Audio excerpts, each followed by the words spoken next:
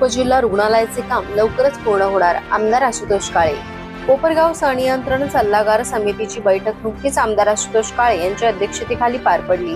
या बैठकीत रुग्णालयातील आरोग्य सेवा, उपलब्ध सुविधा तसेच रुग्णांना मिळणाऱ्या उपचारांच्या गुणवत्तेबाबत सविस्तर आढावा घेण्यात आला। यावेळी आमदार आशुतोष काळे यांनी रुग्णालय प्रशासनाला रुग्णांना अधिक चांगल्या व दर्जेदार आरोग्य सुविधा उपलब्ध करून देण्याच्या सूचना दिल्या। रुग्णांना वेळेत उपचार मिळावेत, आवश्यक औषधे व वैद्यकीय सुविधा उपलब्ध असाव्यात, तसेच रुग्ण व त्यांच्या नातेवाईकांना कोणत्याही प्रकारचा त्रास होणार नाही याची दक्षता घेण्याचे निर्देश त्यांनी दिले। तसेच रुग्णालयातील स्वच्छता, वैद्यकीय अधिकारी व कर्मचाऱ्यांची उपस्थिती, रुग्णसेवेचा दर्जा उंचावण्यासाठी आवश्यक उपाययोजना तातडीने राबवण्याच्या सूचना केल्या।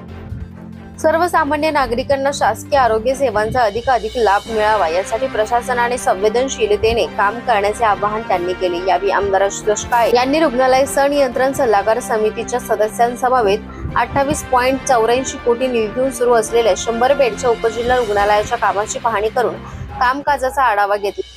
उपजिल्हा रुग्णालयाच्या कामासाठी अधिकच्या निधीची गरज पडल्यास निधी मिळवून देणार असल्याचे सांगत लवकरच हे काम पूर्ण होऊन सुसज्ज उपजिल्हा रुग्णालय रुग्णांच्या सेवेत दाखल होईल असा विश्वास त्यांनी व्यक्त केला।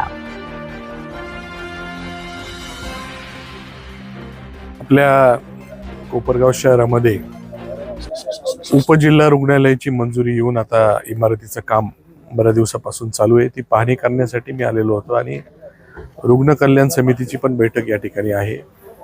हे दोन्ही जे कामं आहे त्यासाठी आलेलो होतो।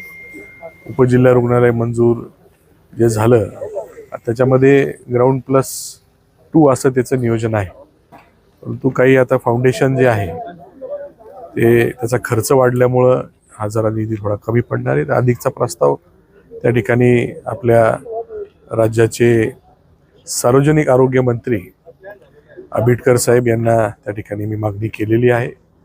त्या पद्धतीने पुढच्याही मजल्यासाठी ते करतील आणि निधी उपलब्ध करून देतील आणि आपलं हे काम लवकरात लवकर पूर्ण होण्यासाठी PWD यांच्या अधिकाऱ्यांना त्या ठिकाणी सूचना दिलेल्या आहे।